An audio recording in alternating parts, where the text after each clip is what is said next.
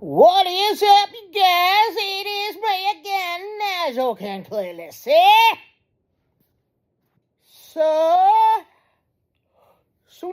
cool, baby.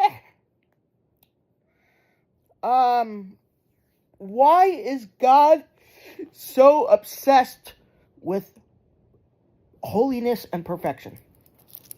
Invictus, Pro Diver Automatic. Why is God so obsessed with perfection and holiness? You know, God requires perfection and holiness to enter to heaven. Just one sin cannot enter heaven. One little tiny sin is inexcusable for heaven. He's looking for a bride that's spotless and without wrinkle or stain. So why, again, is God obsessed with perfection and holiness? Well, fortunately, it's a very easy answer, easy question and answer. It's because God, His nature, is infinitely holy, and who He is infinitely holiness and perfect. And as such, to be with Him in His presence, you need to be perfect and you need to be holy. If you're not, you will be consumed in His presence because of who He is. So let's say you see a fire and you put your hand in the fire and the fire burns you. You wouldn't say, "Oh, that was mean of that fire to burn me. That was mean of that fire." You wouldn't say that, would you? Why? Because the nature of the fire is to burn. Well, our nature and God's nature are two different natures. And here's the thing. Our nature, if we're sinful, we will be consumed in the presence of God. Because He is infinitely holy, infinitely righteous, perfect,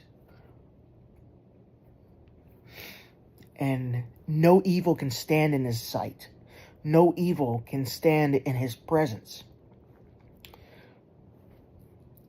That is why, right there, He's not obsessed with righteousness, holiness, perfection. He's not obsessed with it. He is it. He is it.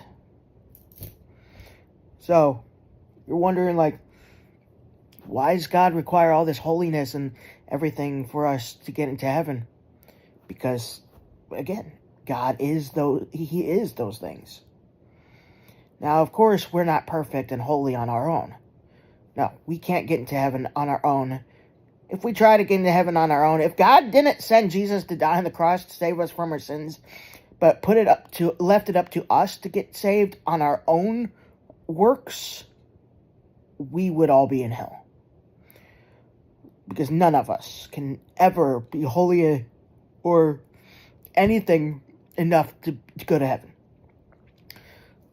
So, it's only when we accept Jesus' sacrifice for our sins, believe in Him, He gives us His righteousness. He gives us His perfection. So when we go to heaven as true born-again Christians, we have His life.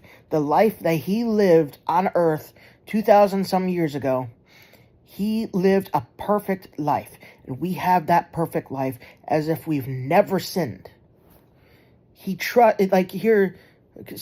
Eternity past, He told God the Father, he probably, something like this, told God the Father, like, I will go live the perfect life and die for their sins, and if they trust in my work, in my sacrifice, and put their faith in me, I will exchange their sins for my righteousness. Meaning He'll take away our sins and give us His righteousness. And they will be like me. They will be perfect and will be able to stand before us in heaven as if they were always perfect. See what I'm saying? See? So, we have Jesus' righteousness when we're saved. When we're saved, see, now, that doesn't mean we're never going to sin again. Sure we do. But we're righteous. We have his blood. We have his righteousness. All of our sins are washed away, clean by his blood. So, in my personal belief, whenever we sin, it's already done for. It's already forgiven, already nailed to the cross. Jesus died on the cross to save us from our sins. All of our sins, past, present, and future, were nailed to the cross with him. So the ones that we're going to commit in the future were already nailed to the cross with him and are forgiven already. Now, that doesn't mean we don't have to ask for forgiveness for our sins. We still do. It doesn't mean we're not going to go to heaven, but I still like to ask God for forgiveness for my sins because it makes me feel like I'm like opening myself up to him and like being more honest, with him and everything like that. But no, you can't get to heaven on your own. That is why God is not obsessed with righteousness and holiness and perfection. He is those three things.